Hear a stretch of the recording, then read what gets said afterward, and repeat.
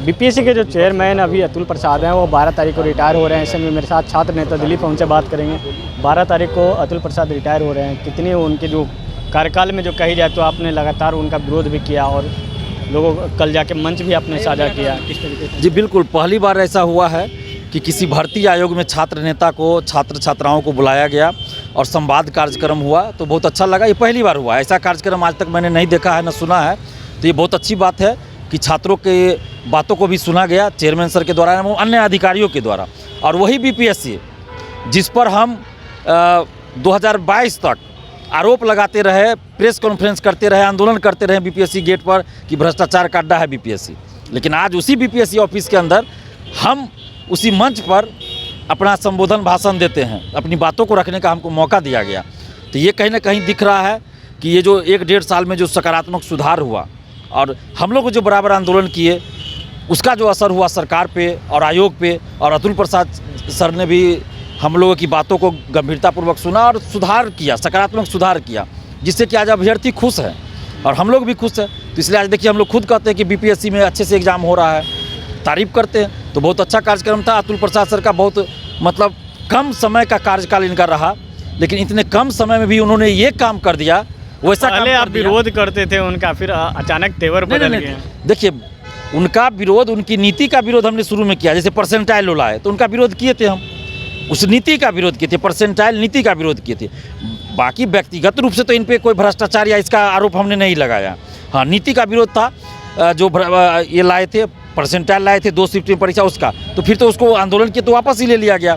फिर उनको भी लगा कि नहीं ये उचित अभी नहीं है, उन्होंने वापस ले लिया। उसके बाद जो हम लोगों ने मांग रखा था, एक एक चीज़ पे उन्होंने काम किया। ई ऑप्शन हटाया, उसके बाद निगेटिव मार्किंग लाया गया। आपको देखिए पीटी मेंस इंटरव्यू तक बहुत सुधार हुआ। उसका बायोमेट्रिक की व्यवस्था की गई, सीसीटीवी कैमरा हर जगह लगाया गया।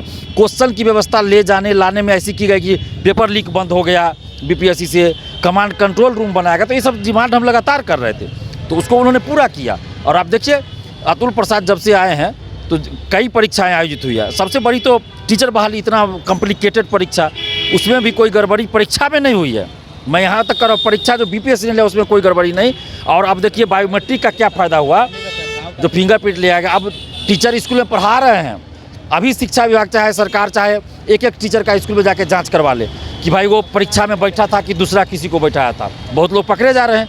अगर ये बायोमेट्रिक व्यवस्था नहीं होती तो ये लोग नहीं पकड़े जाते। जैसे पहले से बहाल है फर्जी टीचर, बहुत नहीं पकड़े जा रहे हैं। लेकिन बीपीएससी ने हम लोगों की मांग को माना और जितनी भी परीक्षा होगी बीपीएससी से उन सब में ये चीज़ लागू होगा। तो बहुत अच्छी शुरुआत है। तो हमने अतुल प्रसाद सर को धन्यवाद दिया, उनके कार्यकाल, अच्छे कार्यकाल के लिए बधाई। रिजल्ट को लेकर क्या कहें? सप्लीमेंट्री रिजल्ट को लेकर लगातार बच्चे विरोध कर रहे हैं। और 1 मिनट और हम बोलेंगे। और हम सरकार से तो यही चाहेंगे कि इतना अच्छा काम इन्होंने किया है। देखिए 1-2 उनका फैसला हो जिसका विरोध हम करते रहे हैं और अभ्यर्थी भी करें, लेकिन उनकी नीयत और ईमानदारी पे कभी संदेह नहीं हमने किया है। नीयत और ईमानदारी अच्छी है, तो उसका हम लोग स्वागत करते, धन्यवाद देते। और तो सरकार से हम ये चाहेंगे कि भाई चूँकि ये संवैधानिक पद पे थे तो इसलिए हर जगह ये जा भी नहीं सकते हैं, लेकिन जहाँ इनको जिम्मेवारी दी जा सकती है वैसे पद पे जिम्मेवारी दी जानी चाहिए, क्योंकि ये काम करने वाले व्यक्ति हैं, अच्छे व्यक्ति हैं, तो इनकी सेवा ली जानी चाहिए। और अतुल प्रसाद सर से भी हमने तो स्टेज पे अपने संबोधन में मांग किया, उनसे आग्रह किया कि आप अभ्यर्थियों से जुड़े रहें, अपनी बातों को सोशल साइट्स के माध्यम से रखते रहें। और सप्लीमेंट्री रिजल्ट को लेकर भी हमने बात रखा, लेकिन बात यह है कि बीपीएससी ये चीज़ इसमें नहीं कर सकता, क्योंकि ये शिक्षा विभाग की बहाली है। तो जब तक शिक्षा विभाग नहीं कहेगा सप्लीमेंट्री रिजल्ट बीपीएससी जारी नहीं कर सकता है। तो हम तो नीतीश कुमार जी से मांग कर रहे हैं, बिहार सरकार से, कि आप सप्लीमेंट्री रिजल्ट जारी करवाइए, क्योंकि शिक्षा विभाग के अधिकारी भी कर रहे हैं कि जब तक सरकार हमको नहीं कहेगी हम नहीं भेजेंगे लेटर। तो नीतीश कुमार जी से मांग कर रहे हैं कि आप सप्लीमेंट्री रिजल्ट जारी करवाइए, नहीं तो ये TRE 3 TRE 4 भी निकाल दीजिएगा ना, अभी उसका कोई फायदा नहीं मिलेगा। TRE 3 जो निकला उसमें तो सप्लीमेंट्री रिजल्ट का जिक्र ही नहीं हुआ है। ठीक है, TRE 3 में आप पहले कह दीजिए कि सप्लीमेंट्री रिजल्ट नहीं देंगे तो अलग चीज़ है, तब कोई डिमांड भी नहीं होगा। लेकिन आपने TRE 1 में दिया, TRE 2 में EBC BC वेलफेयर डिपार्टमेंट का दिया गया। मुख्यमंत्री नीतीश कुमार जी ने गांधी मैदान से कहा कि जल्द जारी होगा सप्लीमेंट्री रिजल्ट। शिक्षा विभाग ने लेटर पहले भेजा जारी करना है, फिर वापस ले लिया, फिर मना किया। तो क्यों भाई? तो ऐसा नहीं होना चाहिए। हज़ारों अभ्यर्थी की उम्र समाप्त हो रही है, तो TRE 2 का रिजल्ट आना चाहिए। और TRE 3 आप इतनी हड़बड़ी में निकाले, पहले आपने कहा था STET करवा रहे हैं TRE 3 के लिए, DLED वाले 22-24 वाले TRE 3 में अपीयर होंगे, तो आप मौका दीजिए। CTET वाले का रिजल्ट आ रहा है, तो उनको मौका दीजिए। सीटेट बी और सीटेट STET और DLED 22-24 वाले को मौका दीजिए। आप क्यों नहीं दे रहे हैं? आप जो दिखा रहे हैं चुनाव के चलते वैकेंसी, सबको पता चल रहा है, तो इसका फ़ायदा नहीं मिलेगा सरकार को, हम पहले बता दे रहे हैं। अगर फ़ायदा लेना है, चुनाव में वोट लेना है, तो प्रक्रिया सही रखिए। आज अभ्यर्थी खुद कह रहे हैं कि अभी वैकेंसी शिक्षक की नहीं निकालिए, 4 महीना 5 महीना बाद निकालिए। आप लाइब्रेरियन की वैकेंसी क्यों नहीं निकाले? 15 साल से नहीं आ रहा है।